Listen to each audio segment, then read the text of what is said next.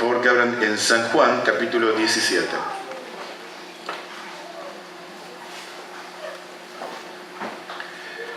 San Juan, capítulo 17.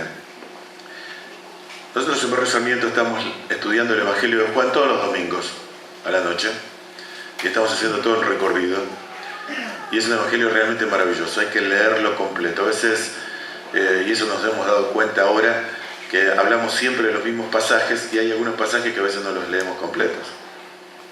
Y son muy interesantes, todo es palabra de Dios y toda la Escritura es inspirada por Dios, así que todos tenemos que estudiarlo.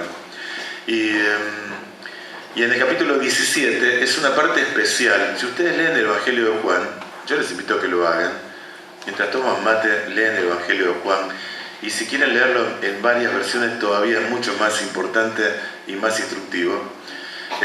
Hay una sección del Evangelio de Juan que es muy particular. Desde el capítulo 13 al capítulo 17, esos capítulos del Evangelio de Juan suceden todos en una noche. Mientras hasta el final del capítulo 12 es el transcurrir más o menos resumido de los 3 años del ministerio del Señor. Del 13 en adelante todo sucede en el aposento alto y ya en el final, por lo menos todo sucede durante la noche y una buena parte en el aposento alto. Y lo que vamos a mirar ahora en el capítulo 17 es algo muy especial porque es el final de todo eso que va a suceder, porque si ustedes miran en sus Biblias, seguramente tendrán los títulos como los tengo yo.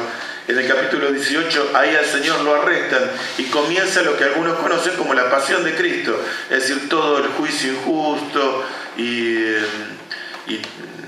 las cosas que suceden, cómo lo flagelan al Señor, cómo lo llevan a la cruz, su muerte, su resurrección. Pero hasta el capítulo 17, el Señor está con los discípulos y se está despidiendo de ellos. Les ha dejado una cantidad de enseñanzas. En el capítulo 13 les ha hablado acerca de la humildad, porque Él toma la toalla, se la ata a la cintura y lava los pies de los discípulos, dejando un ejemplo para que nosotros hagamos lo mismo, no para que nos lavemos los pies nosotros, pero para que aprendamos la humildad de que muestra el maestro de los maestros, siendo rey, siendo Señor. Él tomó la toalla y lavó los pies de los discípulos. En el capítulo 14 nos habló del cielo. En el capítulo 15 nos habla de esa relación profunda que tenemos con Él. Él es la vid verdadera. En el capítulo 16 nos habla del Espíritu Santo como el otro consolador. Es decir, Él se va pero no nos deja huérfanos. Él está con nosotros. Y el capítulo 17 es una oración. Termina todo su discurso orando al Señor. Y el capítulo 17 es bastante particular, porque si ustedes lo leen van a ver que el Señor, y si quieren anotarlo en la Biblia o marcarlo para poder leerlo así con más entendimiento, el Señor en el versículo del 1 al 5 ora por sí mismo, en el versículo 6 al 19 ora por los discípulos, y lo que a mí más me conmueve de todo, del 20 al 26 oran por todos los que van a creer por el testimonio de ellos, incluido ¿quiénes? Nosotros. Oró por nosotros. Cuando lea del 20 al 26, piense que el Señor tiene en mente mi nombre. Yo lo leo así, yo digo, oraba por mí y oraba por cada uno de nosotros. Es maravilloso, por todos los que habrían de creer. Pero yo quiero en esta noche mirar los primeros 5 versículos en el rato que tenemos por delante. Cómo el Señor ora por sí mismo. Algunos dirán, pero ora por sí mismo y por nosotros va a orar después. Oró por los discípulos y oró por todos los que habrían de creer, mirando hacia el futuro largo para aquel entonces, 2000 años, hasta la parte, y si el Señor no viene antes, todo lo que sigue por delante todavía, por todos los que habrían de creer. Pero comienza orando por Él. Y miren, la oración es bastante particular. Vamos a leer los primeros 5 versículos de San Juan 17, que esa es la sección que vamos a estudiar en esta tarde. Dice el Señor así en su palabra: estas cosas habló Jesús, y levantando los ojos al cielo dijo: Padre, la hora ha llegado. Glorifica a tu Hijo, para que también tu Hijo te glorifique a ti. Como le has dado potestad sobre toda carne, para que dé vida eterna a todos los que le diste. Y esta es la vida eterna, que te conozcan a ti, el único Dios verdadero, y a Jesucristo a quien has enviado. y yo te he glorificado en la tierra, y he acabado la obra que me diste que hiciese. Ahora pues, Padre, glorifícame tú al lado tuyo, con aquella gloria que tuve contigo, antes que el mundo fuese. Atiende más en la lectura de la palabra de Dios. Como dijimos, el Señor está orando por él. Ahora, hay algo que siempre enseñamos cuando explicamos a los hermanos cómo estudiar la Biblia, y es que para entender claramente el significado de lo que estamos estudiando, es importante entender o descubrir cuál es la idea principal que está en ese pasaje. Y a veces las ideas principales o la idea principal nos lo da la repetición de algunas palabras. Ustedes han leído el pasaje junto conmigo recién y seguramente habrán visto que hay una palabra que se repite, que es recurrente. ¿Cuál es la palabra? ¿Alguien se dio cuenta de eso? ¿Cuál es la palabra? Gloria. Habla de gloria. Y dice, glorifícame, te he glorificado, glorifica a tu Hijo. Varias veces la palabra de distintas maneras se repite. Sin lugar a dudas, en los primeros 5 versículos, el Señor tiene en mente algo. Está orando por él. Pero habla de algo que a él le corresponde, que es la gloria. Y la verdad que en estos 5 versículos vemos la gloria de Cristo. Y me encanta, en estos días estoy estudiando eso. En la primera parte hemos mirado ese texto donde nos habla que Cristo es glorioso porque es único. No hay otro nombre bajo el cielo dado a los hombres en el que podamos ser salvos. Pero en estos 5 versículos encontramos la gloria de Cristo. Y si quieren tomar nota para bosquejarlo, diríamos que vamos a encontrar la gloria de Cristo en su dependencia del Padre. Vamos a encontrar la gloria de Cristo en la cruz de Cristo. La gloria de Cristo en la autoridad que Él tiene. La gloria de Cristo en su obediencia a la voluntad de Dios. Y la gloria de Cristo en su persona misma, en algo intrínseco que es de Él. Vamos a bosquejarlo rápido en esta noche para todos nosotros.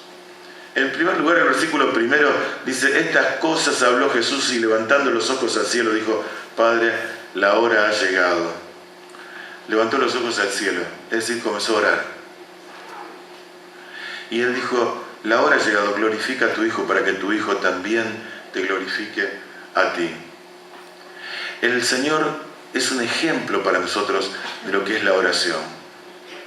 Miren, si hacemos todo un repaso de la vida del Señor en los Evangelios, nos vamos a encontrar que el Señor Jesús siempre se destacó por la oración. Antes de elegir a sus discípulos pasó toda la noche orando. Había mañanas que se levantó muy temprano a orar. Antes de hacer milagros, Él oró al Padre. En cada momento de su vida se ve que Él tenía necesidad de la oración. Y es como dijo alguien en la antigüedad, un hombre del siglo XVII, él escribió que alguien que quiere ser piadoso no puede vivir sin la oración. Es tan importante como el respirar. Así como no podemos vivir sin respirar, no podemos vivir nuestra vida cristiana sin orar. Porque realmente la oración es algo imprescindible para el creyente. Y tiene que ser algo necesario para el creyente.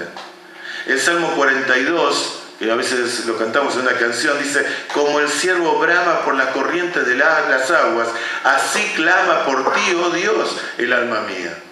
Es decir, esa búsqueda de Dios tiene que ser una necesidad imperiosa en nuestro ser. Es que el ser humano no alcanza la paz, no alcanza el descanso para su alma, si no lo encuentra a Dios. Y el creyente que ya tiene una relación con Dios no puede tener paz y consuelo y fortaleza y dirección para vivir como Dios quiere si no está en contacto con Dios. La oración es fundamental en la vida del creyente. En el Antiguo Testamento encontramos que el Señor allí en Jeremías 33:3 dice, clama a mí y yo te responderé y te enseñaré cosas grandes y ocultas que tú no conoces. Es el Señor el que nos invita. Dios quiere que oremos. El Nuevo Testamento nos enseña a ser constantes en la oración en Romanos capítulo 12. Cuando tomamos la armadura, tenemos que tomar esa armadura orando en todo tiempo. Y en el texto más corto y más conocido, en 1 Tesalonicenses 5:17, el apóstol dice, orad sin cesar. Ahora, hermanos, mirando la Escritura, yo siempre digo esto y no voy a negar de aquello que enseña acerca de que la oración es hablar con Dios, pero yo no creo que la oración sea simplemente hablar con Dios. La oración es comunión con Dios, estar en contacto con Dios. Por supuesto que le hablamos a Él, pero la lectura de la Biblia no puede faltar en la oración.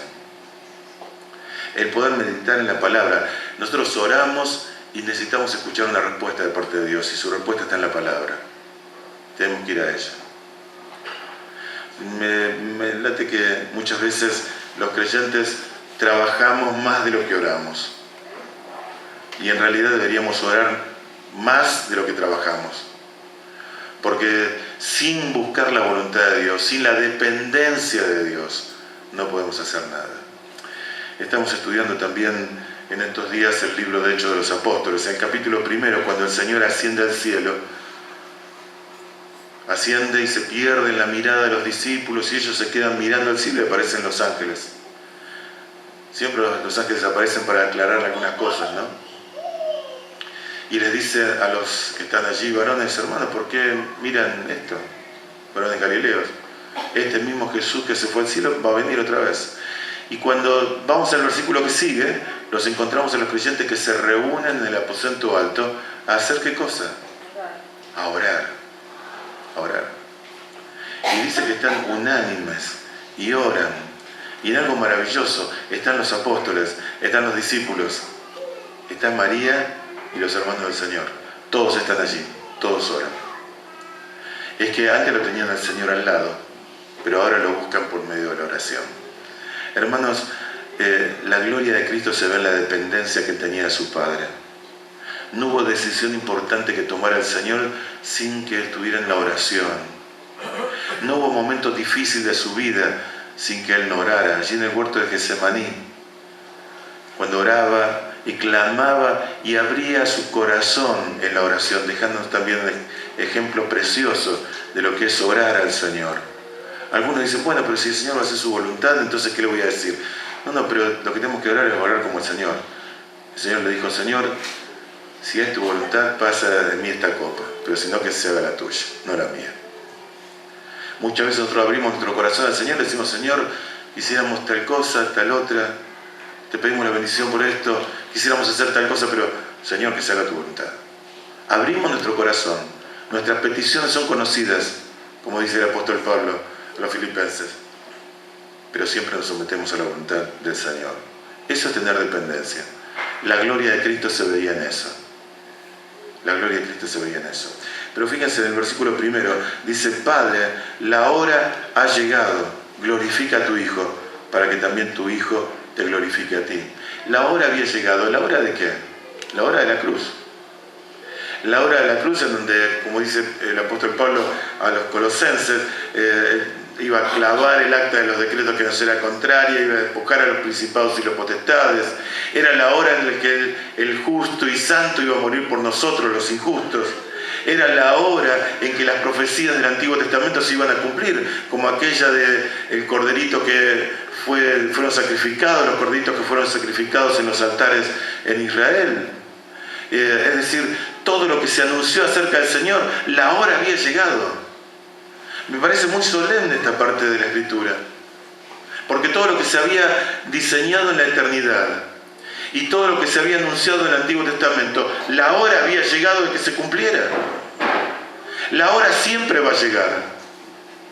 Lo decía Edgardo hace un rato: el Señor va a venir, hay una hora establecida, nosotros no sabemos, pero la hora va a llegar y Él volverá.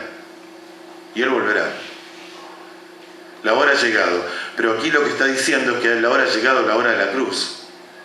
El momento de la cruz. Y Él dice: Señor, glorifica a tu Hijo para que también tu Hijo te glorifique a ti. ¿En qué sentido el Señor esperaba que fuera glorificado? La verdad que la cruz es como un contrasentido, porque la cruz para nosotros es gloriosa. Ahora, yo leo los evangelios y en la cruz hubo dolor. En la cruz hubo vergüenza. En la cruz hubo sufrimiento. En la cruz hubo escarnio. En la cruz hubo cosas terribles. Sin embargo, todo eso tremendo el Señor lo transforma, porque Él en la cruz mostró su gloria de una manera extraordinaria. Por algo, uno de los ladrones, no el que se burlaba, sino el otro, dijo, realmente este hombre no hizo ningún mal, nosotros merecemos estar aquí, pero él no. Acuérdate de mí cuando vengas en tu reino. Yo te estoy mirando y yo veo un rey. Algunos dirán, pero escuchame querido, tiene una corona de espinas, la gente se burla, está sudados. No, yo veo al rey, porque lo veía por fe. Tal vez fue lo mismo que vio aquel centurión, que dijo, verdaderamente este hombre era justo. Porque la gloria de Cristo se vio por encima de la negrura y de lo terrible de la hora de la cruz. Pero tal vez donde más se ve la gloria de Cristo y donde el Padre glorifica al Hijo es en la resurrección. Porque dice el apóstol Pedro cuando predica en Pentecostés, dice que ustedes crucificaron, Dios lo ha hecho Señor y Cristo, Dios lo ha resucitado, dice, suelto de los dolores de la muerte, era imposible que fuese retenido por ella. Y entonces después encontramos en el libro de Hebreos que dice que el Señor en los días de su carne con mucho clamor y ruego clamaba al Señor. Dice que fue oído a causa de su temor reverente. ¿Y en qué sentido fue oído? En que el Señor resucitó y fue victorioso sobre la muerte. Cristo fue glorificado. La cruz es un lugar de gloria para nosotros ahora. Hubo muchas cruces antes y muchas cruces después. Nadie sabe ni los nombres de esas personas. Pero la cruz de Cristo para nosotros es gloriosa. Nosotros nos gloriamos en la cruz de Cristo porque la gloria de Cristo brilló claramente en la cruz. El santo muriendo por nosotros, los injustos. Ahora, seguimos con el texto. La gloria de Cristo se ve también en su autoridad para salvar. Fíjense el versículo 2 y 3. Dice, como le has dado potestad sobre toda carne para que dé vida eterna a todos los que le diste. Y esta es la vida eterna, que te conozcan a ti, el único Dios verdadero, y a Jesucristo a quien has enviado. El Señor le ha dado potestad, le ha dado autoridad, dice allí la Escritura, sobre toda carne. ¿Y para qué le dio autoridad? Fíjense el texto, ahí tiene el versículo 2, ¿no? Dice, para que dé vida. Tiene autoridad para salvar. Cristo tiene autoridad para salvar. Si yo miro los evangelios me doy cuenta que cuando enseñó en el Sermón del Monte, el Señor enseñó la palabra de Dios y muchas veces dijo, ustedes escucharon que fue dicho, pero yo os digo, porque tenía autoridad. Y terminó el Sermón del Monte y la gente se admiraba de su enseñanza. Dice, enseña con autoridad. Enseña con autoridad. Y si se miran un poco más adelante van a ver que inclusive fue a la cruz diciendo, yo pongo mi vida y yo la vuelvo a poner. Tengo autoridad para hacer la obra que tengo que hacer. Y después de la obra de la cruz, el Señor está allí en Mateo capítulo 28 y dice, toda potestad, toda autoridad me es dada en los cielos y en la tierra. Por tanto, id y haced discípulos. Tiene autoridad para enviar a la iglesia.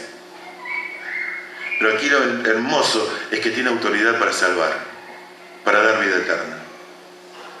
La cruz le ha dado una gloria especial, pero Dios le ha conferido una autoridad para salvar, para dar vida eterna. ¿Y qué es la vida eterna?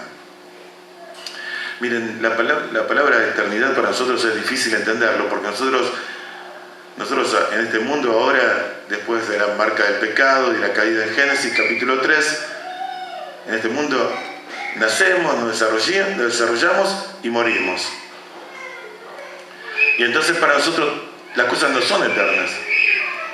Pero hay una parte de nuestro ser que sí es eterna, que es nuestra alma. Dios es eterno. Y alguno dirá, bueno, tiene un principio y no tiene fin. No, Dios es eterno porque no tiene principio y no tiene fin. La eternidad es una vigencia permanente.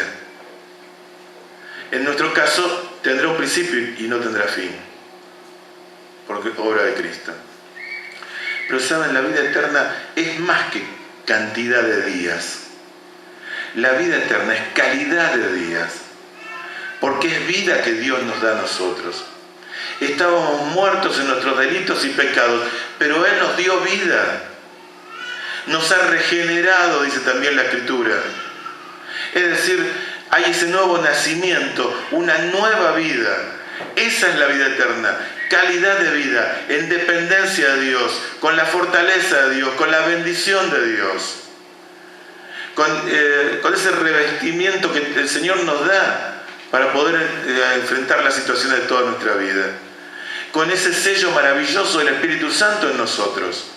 Es decir, una vida mejor, una vida extraordinaria. Miren, me encanta pensar en esto. Dios no quiere emparchar nuestras vidas. Dios quiere darnos una nueva vida, vida eterna. La religión pone parches. Dios hace una vida nueva. Por eso cuando dice la Escritura, si alguno está en Cristo, nueva criatura es, las cosas viejas pasaron, y aquí todas son hechas nuevas. Esa es la vida eterna en Cristo Jesús. Calidad de vida. Y una calidad de vida que no se va a terminar jamás. Ahora, dice allí el versículo 4. Yo te he glorificado en la tierra. He acabado la obra que me diste que hiciese. Ahí encontramos otro aspecto más de la gloria de Cristo.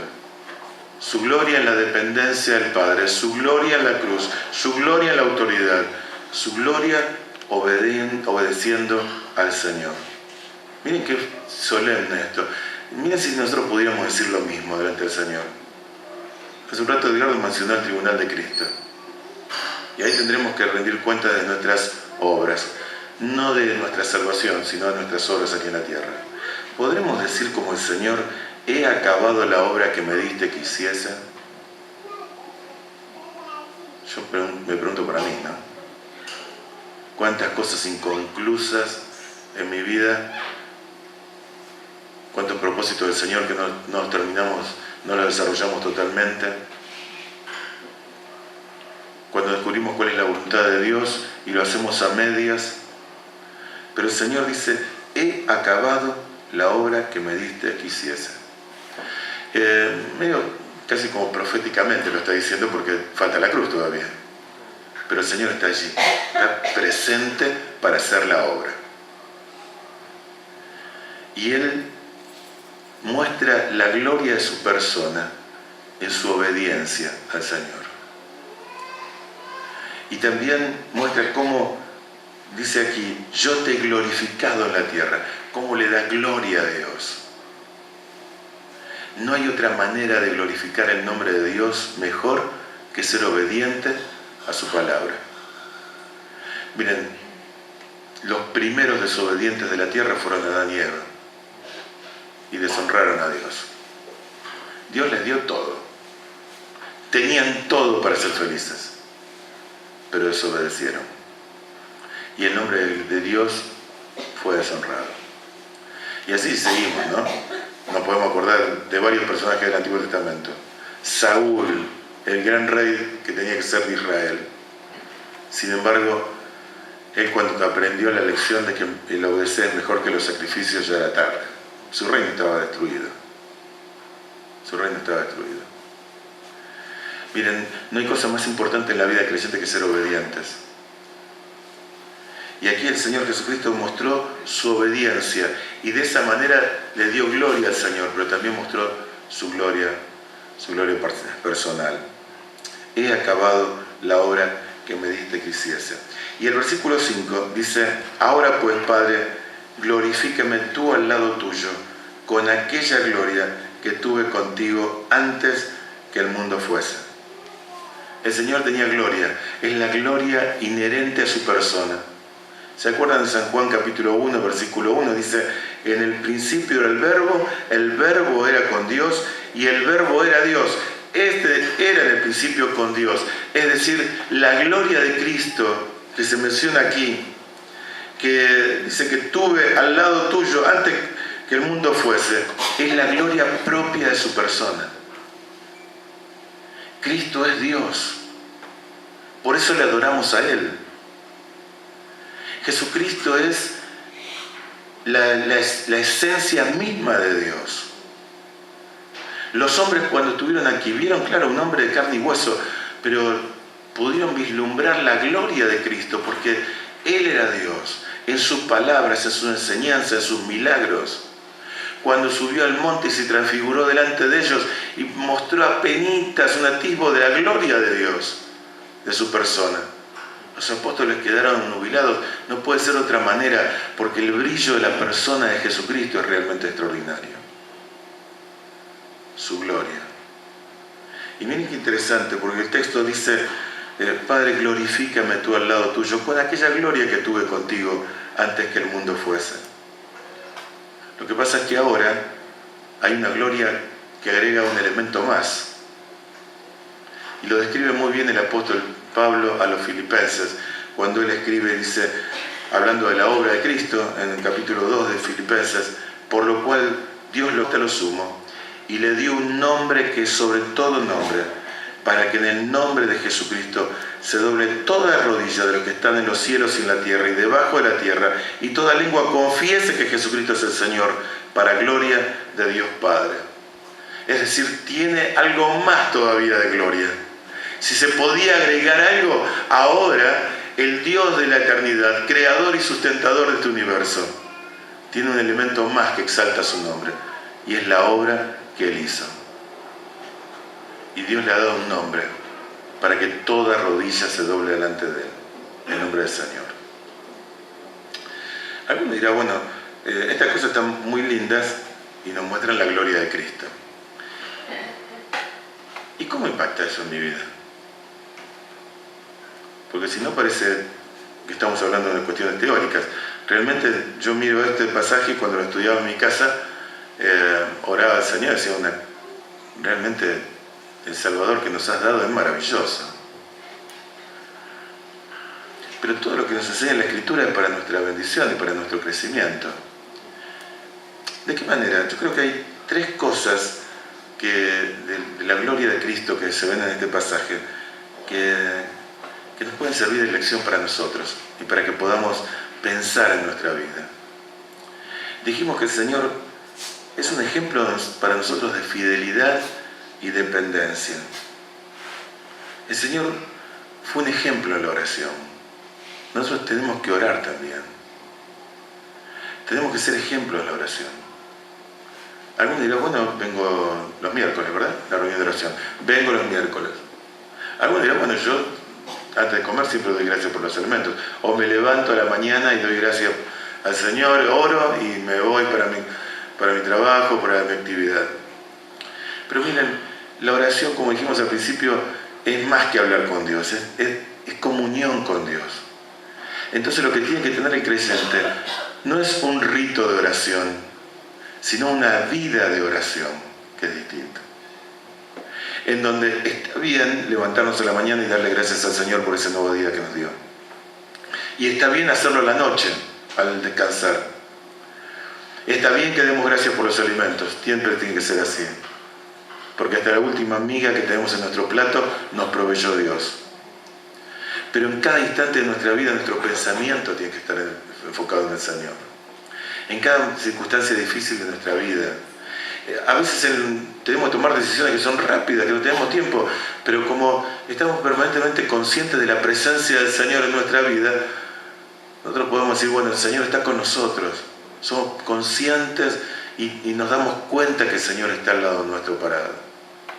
Y entonces caminamos así. Así tiene que ser la vida de oración. Algunos piensan que solamente es tener un programa. No es tener un programa. Es como dijimos al principio, es así como necesitamos respirar, necesitamos orar en la presencia del Señor. Ahora, el Señor fue fiel al Padre, porque lo que le mandó, Él lo hizo. Y a veces encontramos algunos creyentes que piensan que se puede ser fiel sin ser obediente. Increíble esto. En el verano conversaba con un joven que me decía, yo leo la Biblia todos los días y oro todos los días. Y entonces me mostró lo que estaba leyendo. Muy bien. Y me dice, yo oro todos los días y el Señor me bendice. Muy bien. Y entonces le dije, pero me dice, eso está todo bien, ¿no es cierto? Digo, mira, está bien eso, pero no está todo bien. Hay algo que no está bien ahí. ¿Por qué? Y porque no te bautizaste y el Señor manda a todos los creyentes que se identifiquen con Él en el bautismo. No te congregas y el Señor dijo a la iglesia para que nos congreguemos.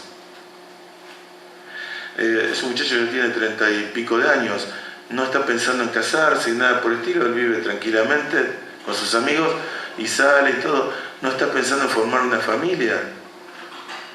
Y algunos dirían, ser soltero es pecado. No, no, no es pecado. Dios nos hizo a todos para que nos casemos y a algunos les dio una capacidad para que se queden en la situación en la que están.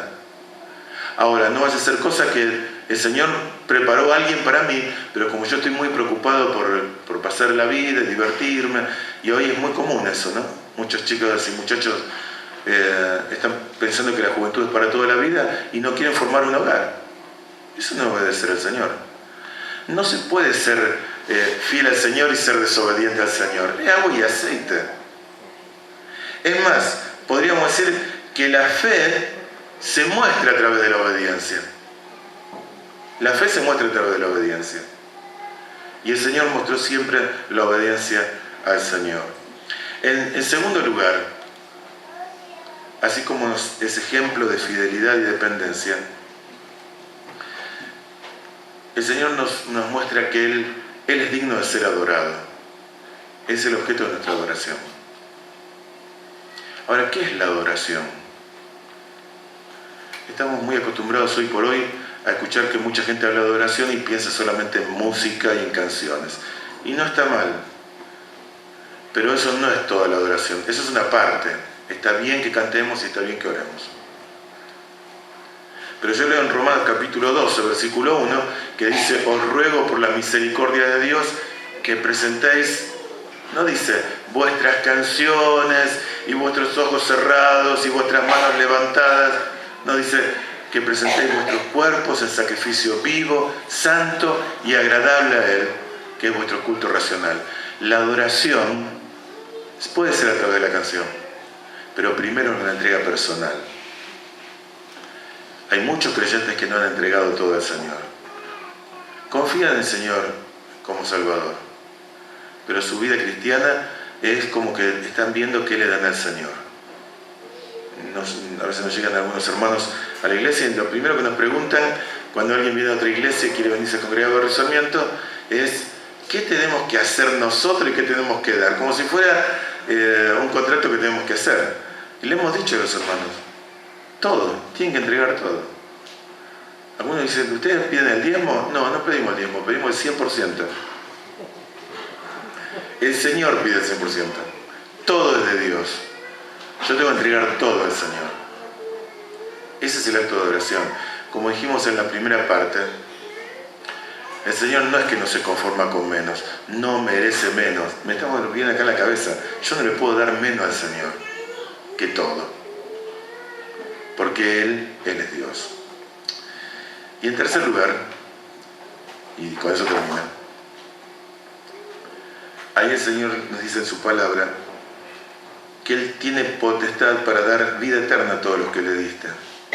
Y dice, y esta es la vida eterna, que te conozcan a ti, el único Dios verdadero, y a Jesucristo a quien has enviado.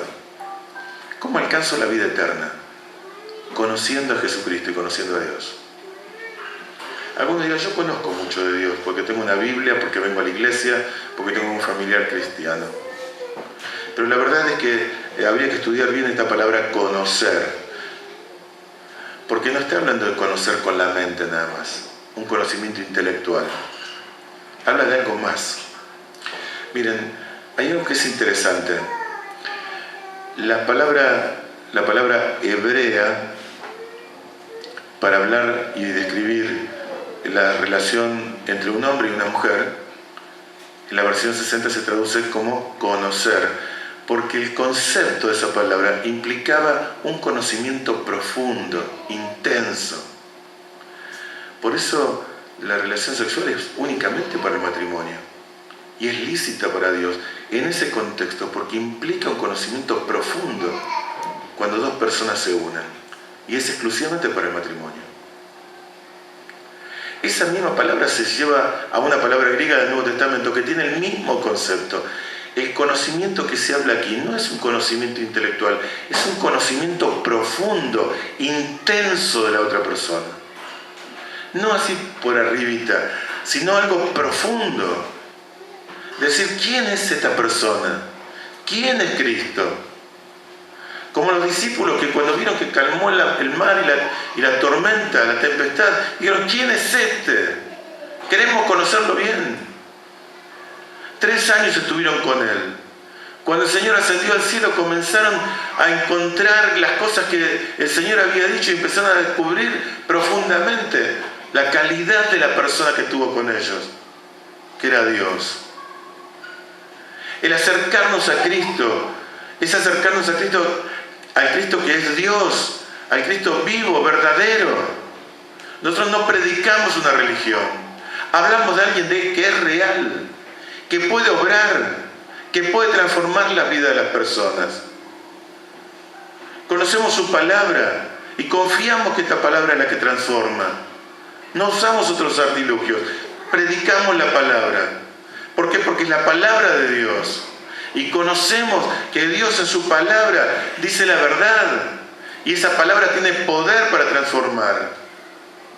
Cuando empezamos a conocer a Dios de esa manera, cuando tenemos ese conocimiento de Cristo y nos damos cuenta de nuestra incapacidad y de que Él es el único que nos puede salvar, entonces podemos creer en Él, que no es tener fe así nomás, sino esa confianza, esa entrega total. Que alguien puede confiar en el Señor y no ser defraudado. Me encanta a veces son momentos muy difíciles, yo digo encanta y lo vamos a poner entre comillas, pero he tenido la oportunidad de estar al lado del lecho de algunos creyentes que partieron a la eternidad con Cristo. Y me conmovía ver la tranquilidad y la paz que tenían, porque el Señor los estaba llevando a su presencia. Y ellos estaban confiados. Eso es fe. Otros en el hecho de dolor están viendo a ver qué otra cosa le pueden inyectar para ver si pueden vivir aunque sea 2 minutos más. Pero cuando uno tiene a Cristo en el corazón está confiado, tiene paz. Tiene paz. Eso es conocer a Cristo. Esa es la vida eterna. Como dijimos, no una vida de cantidad, sino una vida de calidad. Dios quiere lo mejor para nosotros. Predicamos de Cristo, cantamos de Cristo, porque Cristo es glorioso. Y el capítulo 17 parece como que el Señor se enfocara solamente en Él y fuera medio egoísta, pero la verdad que todo lo que veo acá es que su gloria es en mi beneficio. Y entonces, ¿cómo no vamos a glorificar el nombre del Señor? ¿Y cómo no vamos a seguir su ejemplo? Hermanos, yo les invito a confiar en el Señor, a depender de Él, a focalizar nuestra vida en Cristo como primera prioridad, porque Él es digno de toda la adoración. Y si hay alguien que todavía no conoce a Cristo, en el sentido que estamos diciendo, ese conocimiento profundo, esa entrega personal en el Señor Jesús, y está aquí en esta noche, te invitamos a que puedas tener también esa calidad de vida, esa vida nueva en Cristo, y solamente por ese acto de fe, por el cual uno deposita la fe en el Señor, cree en Él como el único y suficiente Salvador. Que el Señor nos bendiga y los desafío a que puedan leer el capítulo 17 y los desafíos que puedan leer el Evangelio de Juan. Seguramente será de enorme bendición para ustedes, pero nos quedamos con este maravilloso pensamiento. El Cristo a quien amamos, el Cristo a quien predicamos, el Cristo a quien confiamos, es un Cristo glorioso que despliega su gloria para bendición de nuestras almas. Al Señor sea la gloria. Amén. Oramos al Señor. Padre Celestial, Dios nuestro, gracias te damos por tu palabra y gracias por la persona del Señor Jesús. Estamos mirando esta porción de la Biblia, esta sección de la Biblia tan maravillosa y nos damos cuenta de la gloria y la excelencia de la persona del Señor Jesucristo.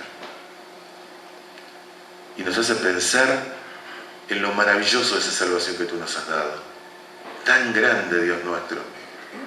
Nos has dado un Salvador maravilloso, Señor, que hace que esa salvación que tenemos sea muy valiosa, porque fue alcanzada, fue ganada con la sangre del glorioso nombre del Señor Jesús. Pero Padre, hemos visto que el Señor es un ejemplo para nosotros, que podamos seguir ese ejemplo, Señor, de fidelidad a ti, de devoción, de obediencia, de servicio. Señor, bendícenos, bendice cada una de nuestras vidas, para que el meditar estas cosas de tu palabra sea de enorme bendición para nosotros. Y rogamos, Padre, tu bendición por todos los hermanos aquí en este lugar, en esta noche. Y en esta semana que estamos comenzando, rogamos, Señor, que esa bendición tuya que enriquece nuestras vidas pueda reposar sobre cada hogar, cada familia, cada hermano aquí en Barrio Vila. Señor, que el pan de cada día esté sobre el hogar, en el hogar y en la mesa de cada uno de los creyentes. Que tu seguridad, tu paz, tu cuidado, tu fortaleza esté en todas nuestras actividades esta semana. Señor, podamos ser conscientes de tu presencia para vivir de una manera que sea agradable a ti. Y gracias te damos, Señor, una vez más por este tiempo y por este lugar que se ha abierto para predicar tu palabra. Te alabamos, te bendecimos. Señor, queremos darte toda la gloria. Lo hacemos en el nombre bendito y amado del Señor Jesús. Amén.